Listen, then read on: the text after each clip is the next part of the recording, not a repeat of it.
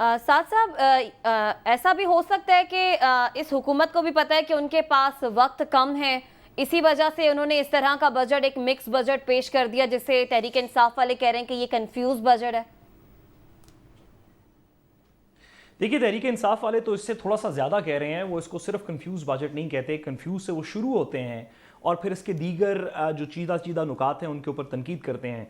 मैं ये ज़रा जो नॉन सीरियस वाली बात है इसको ज़रा थोड़ा सा आगे बढ़ाऊँ। अब से चंद रोज़ पहले भी मिफ्ता इस्माइल साहब ने एक ऐसा गैफ किया था जिसमें उन्होंने थोड़ा सा मुस्कुरा के या गिगल करके बताया कि कैसे थोड़ी सी महंगाई होगी। आज भी ये जो बात कर रहे हैं, देखिए फाइनेंस मिनिस्टर हैं पाकिस्तान के फाइनेंस मिनिस्टर्स की बड़ी तारीख रही है, बड़े कदावर शख्सियात हमारी फाइनेंस मिनिस्टर रही हैं। फाइनेंस मिनिस्टर के पोर्टफोलियो की कुछ थोड़ी सी दीगर पोर्टफोलियोज़ के साथ कुछ थोड़ी सी रिस्पेक्ट होनी चाहिए, फॉरेन मिनिस्ट्री की तरह इस तरह के कुछ इंपॉर्टेंट पोर्टफोलियोज़ के साथ। मिफ्ता इस्माइल साहब ने आज अभी आपके सामने आपके शॉर्ट में भी कहा कि पहले हम अमीरों को ज़्यादा पैसे दे के देखा, अब देखते हैं कि गरीबों को अगर अमीर कर दें तो क्या होगा। भाई, आप इस तरह के मजाक किसके साथ कर रहे हैं?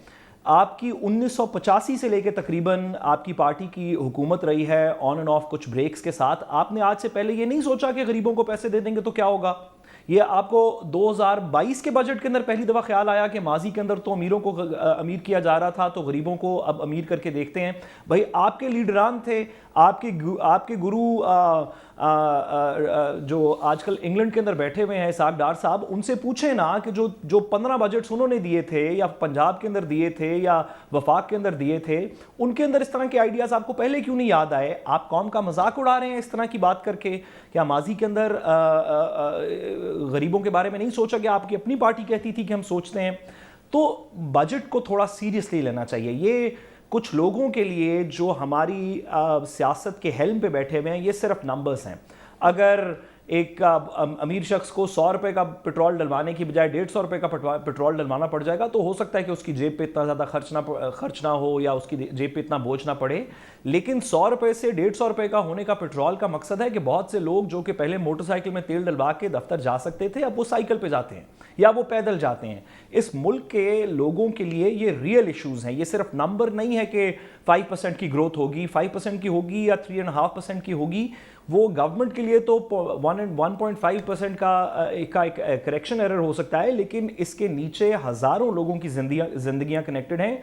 तो मेरी बजट के अंदर क्या मजबूरियां थी उसके ऊपर तो तमाम फाइनेंशियल एक्सपर्ट्स भी बात कर रहे हैं, लेकिन मैं ये ज़रूर कहना चाहता हूं कि मिफ्ता इस्माइल साहब और दीगर लोग जो इस बजट को प्रेजेंट कर रहे हैं, जो डिफेंड कर रहे हैं बजट को, वो थोड़ी सी सीरियसनेस दिखाएं। इस वक्त लगता है कि एक ये खेल सा चल रहा है जिसके अंदर बस बजट का वक्त आ गया तो हमने बजट प्रेजेंट कर दिया।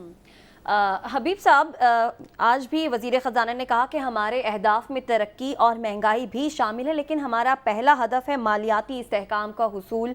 वो चाहते हैं कि हुकूमत चाहती है कि पाकिस्तान को उस ट्रैक से हटा दिया जाए जिस ट्रैक पर साबिक वज़ीर आज़म इमरान खान छोड़ गए थे। अगर हुकूमत के पास वक्त को हम देखें साल या इससे भी कम, तो ये पहला हदफ हासिल कर लेगी हुकूमत? देखिए, सबसे पहली बात तो ये है कि पाकिस्तान में कोई ना तो इमरान खान ने कोई इनकलाबी बजट पेश किया था, तरक्की की राह से हटा दिया जाए। ना तो इमरान खान साहब ने इब्तदाई तौर पे कोई इनकलाबी बजट पेश किए थे, ना ही हमें यके बाद दीगरे आने वाली हुकूमतों से तवक्को करनी चाहिए कि वो उन्होंने कोई इनकलाबी बजट पेश कर देना है। तो लिहाजा ये एक बजट एक टेक्स्ट बुक बजट है और IMF की कंस्ट्रेंट्स के अंदर रहने वाला बजट है, और इसमें अभी IMF की मजीद कंस्ट्रेंट्स होंगी। इनका ख्याल ये है कि ये जाके मना पाएंगे, लेकिन इस वक्त जो सिचुएशन है उसमें मुझे नहीं लगता, माफ़ कीजिएगा, मुझे नहीं लगता कि IMF को कन्विंस कर पाएंगे कि ये जितने अहदाफ हैं इन अहदाफ को हम हासिल करेंगे। तो लिहाजा हमें थोड़ी सी और बेल्ट टाइटनिंग की तवक्को रखनी चाहिए।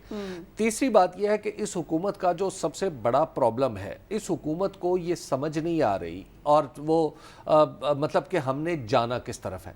अब पहले ये इमरान खान की हुकूमत के ऊपर बड़ी तनकीद कर रहे थे, फेयर एनाफ, बिल्कुल करनी चाहिए अपोजिशन को, ये अपोजिशन में बैठे थे। लेकिन अब जो इन्होंने खुद इक्तिसादी सर्वे दिया है, अब इकोनॉमिक सर्वे तो ये बता रहा है कि इमरान खान की कोई डायरेक्शन गलत तो नहीं थी, یعنی وہ جو ڈائریکشن تھی اور وہ کوئی اسی کا نتیجہ ہوا نا کہ آج آپ تقریباً 6% گروتھ آپ نے حاصل کی. دوسری بات یہ ہے کہ آپ کہہ رہے ہیں کہ جناب عمران خان نے امپورٹ کو کھلا چھوڑ دیا. یس, اس پالیسی پہ مجھے بھی بڑا اعتراض ہے, اس کو بہت پہلے چیک ہونا چاہیے تھا. لیکن آپ بھی تو یہی کہہ رہے ہیں کہ $70 ارب کی آئندہ امپورٹ ہوگی. اچھا, اب اور اسی طرح آپ تقریباً 16% کی گروتھ ایکسپیکٹ کر رہے ہیں کہ $35 ارب تک ہماری چلے جائے گی ایکسپورٹ. تو یس, یہ بھی کوئی بہت یہ بھی آپ پچھلی ٹریجیکٹری کو ہی آپ نے بنیاد بنایا ہے. تو لہٰذا آپ کوئی بہت بڑی تبدیلی تو لا نہیں پا رہے. اور یعنی اپنے آپ کو شوکت ترین سے الگ کرنا مفتاح اسماعیل کے لیے مشکل ہے. اور پاکستان مسلم لیگ نون جو سو کالڈ, جس کے اوپر یہ بڑا ایک متھ بنا ہوا تھا کہ اس کو بہت اکنامکس آتی ہے, تو اس اکنامکس کا پول بھی کھل گیا کہ یہ خود کو عمران خان کی سیٹ کردہ جو خط حرکت تھا اس سے الگ نہیں کر پا رہے. تو لہٰذا یہ کہنا کہ ہم ایک جگہ سے ہٹ کے دوسری جگہ جا رہے ہیں. قطع کلامی کی معذرت,